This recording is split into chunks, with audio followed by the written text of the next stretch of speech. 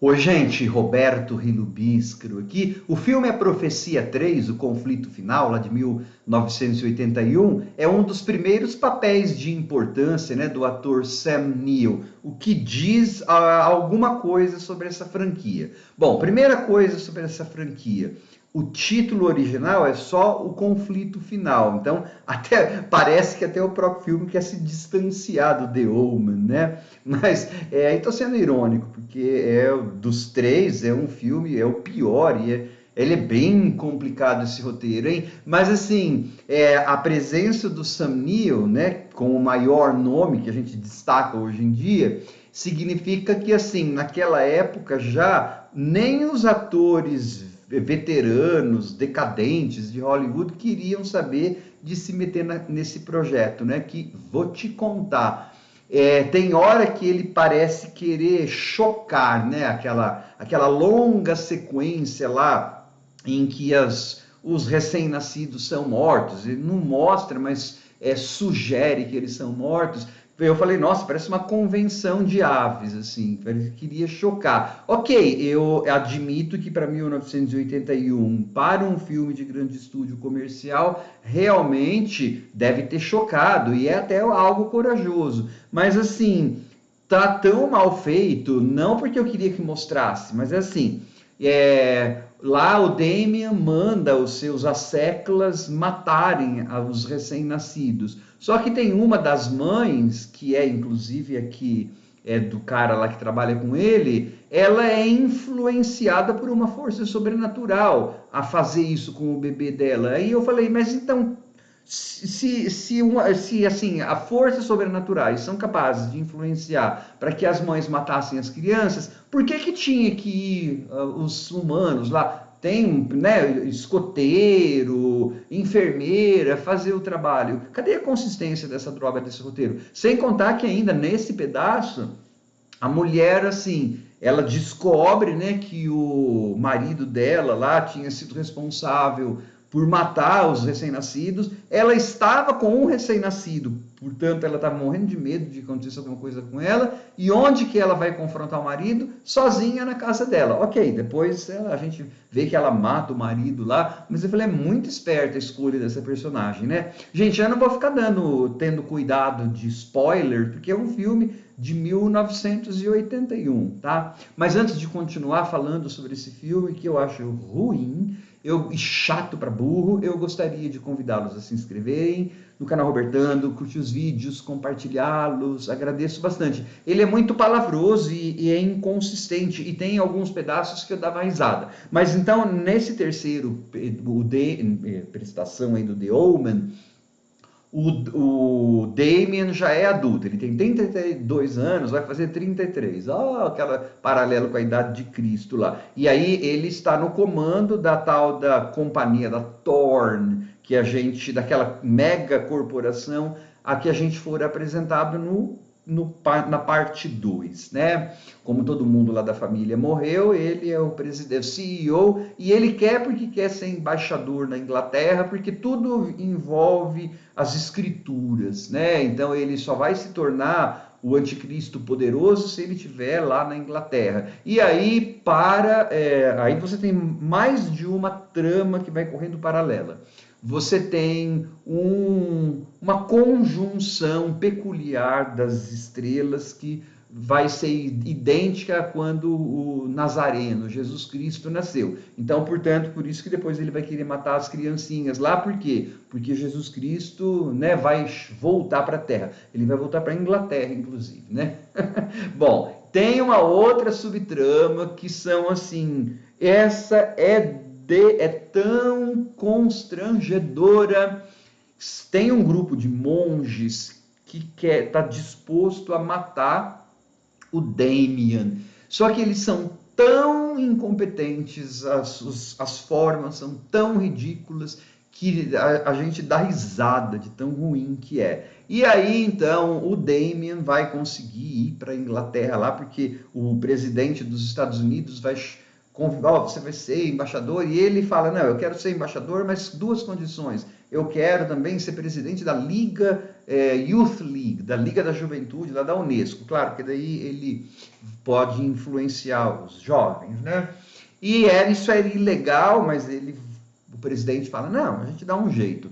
Isso é para demonstrar que ele é sem caráter, como se a gente não soubesse que o filho dele é sem caráter. Mas tudo bem, isso eu não coloco como defeito do roteiro, né? Só vai empilhando coisas lá que ele é desonesto mesmo. Olha o que aguardaria o mundo, né? Um CEO então ele tem, a companhia dele produz desde armas nucleares a comida, imagina esse cara mandando no mundo. Bom, ele vai para a Inglaterra, e aí tem a única morte que presta, é uma morte elaborada lá do então embaixador, é a única cena que realmente vale a pena, mas deve dar para encontrar em qualquer YouTube da vida, e mesmo que você não encontrar essa cena, é de um filme de 1981, enfim. Bom, e aí coisas estranhas vão começar a acontecer, só que não, porque o roteiro é todo desconjuntado. Só que daí lá na Inglaterra ele vai conhecer uma jornalista e vai começar a engatar um romance com ela, e ela tem um filhinho, né, de 11 anos, assim.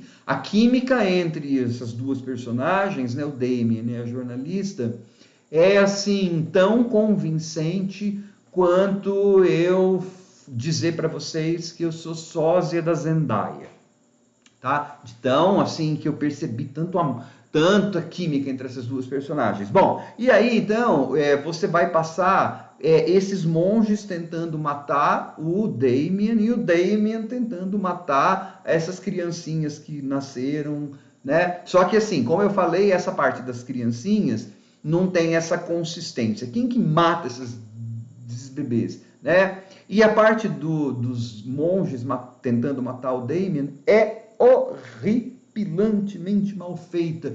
Tem uma hora que eles vão fazer isso num talk show lá dessa jornalista e o cara entra com uma adaga assim e todo mundo podia ver o cara, aí ele, sei lá, tropeça e vira um pêndulo que pega fogo.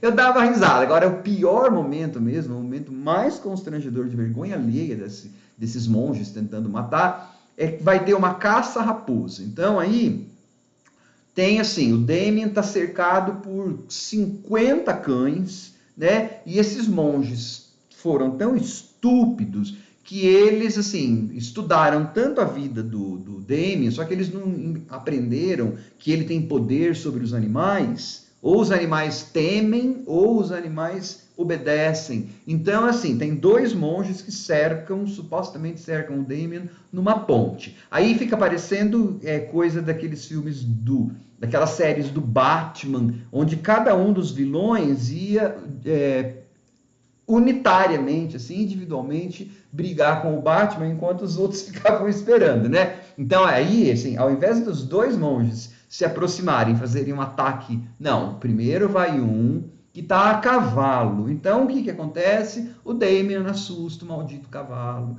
né? E o monge cai. E aí tem o outro monge vendo que o Damien estava com 50 cães, porque ele estava caçando maldita raposa. Aliás, né, que essa parte assim bárbara da cultura britânica, lá de caçar raposa.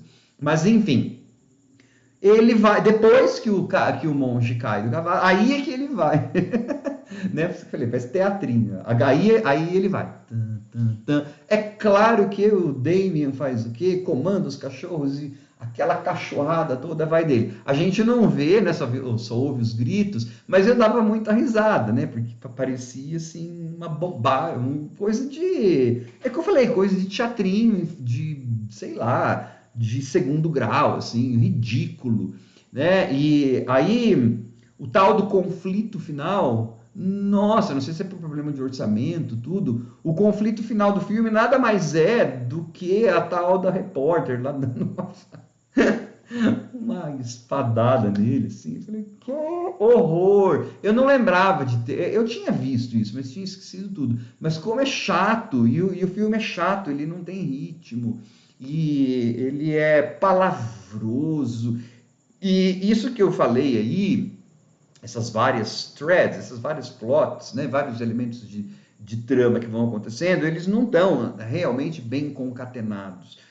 Então, tem hora que as coisas acontecem assim, você fala, mas o que levou? Por que está nessa caçada à raposa agora? Assim? Não, aí você descobre, né? Só para ter uma desculpa mais cênica para eles tentarem matar o Damien, mas de novo, né? Esses monges são estúpidos, porque eles aí precisou de uma repórter que não estudou nada, né? Não estudou nada da vida do Damien, que conseguiu dar uma facada nele, sendo que os outros que passaram anos estudando, não sei o quê.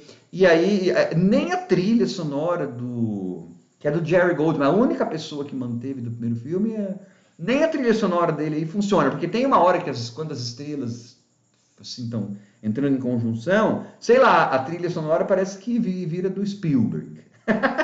Né, assim, ou tem uma outra hora que parece que a trilha sonora virou Caçadores da Arca Perdida, até nem o Jerry Goldman estava assim no melhor dos seus dias. Esse filme é assim, fecha a trilogia com chave de ouro, prata, bronze, o que vem? Latão, chave de papelão, assim. É um papelão. A gente dizia antigamente quando uma coisa era assim, brega, né? Quando uma coisa dava errado, hoje em dia é cringe, vergonha ali. A gente falava que era um papelão. Esse filme aí é um papelão, né? Só serviu para catapultar um pouco a carreira do Sam Neill. Ficou conhecido. Ele nunca fala desse filme, assim, também. Ele tem, né? É o começo da carreira. Todo mundo precisa ter um começo de carreira, todo mundo precisa ganhar dinheiro, precisa comer, precisa comprar roupa. Então, beleza, né? Não vamos culpar o Sam Neill. Ele faz o que ele pode. Tem umas horas até que ele tá bem, meio sedutor, assim. Só que tem umas horas em que ele tem que fazer uns monólogos que são tão horrivelmente escritos que aí ele vira um canastrão desgramado, né? Ave Maria. E diz que o que vem depois, lá o de 1991, The Awakening, diz que é pior ainda. Eu vou assistir esse, acho que o de 91 eu não assisti. Porque assim, eu já resenhei aqui no canal o 1, já resenhei o 2, que é divertido. Né, o 1 é ótimo, o 2 é divertido, o 3 ele não é divertido e é ruim.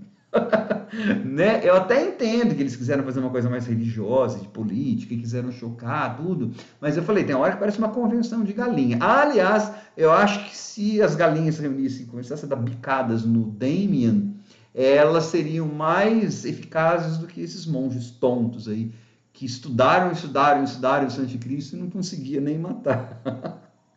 Eita, nós! Tchau, gente. Vai, já falei muita bobagem. Tchau.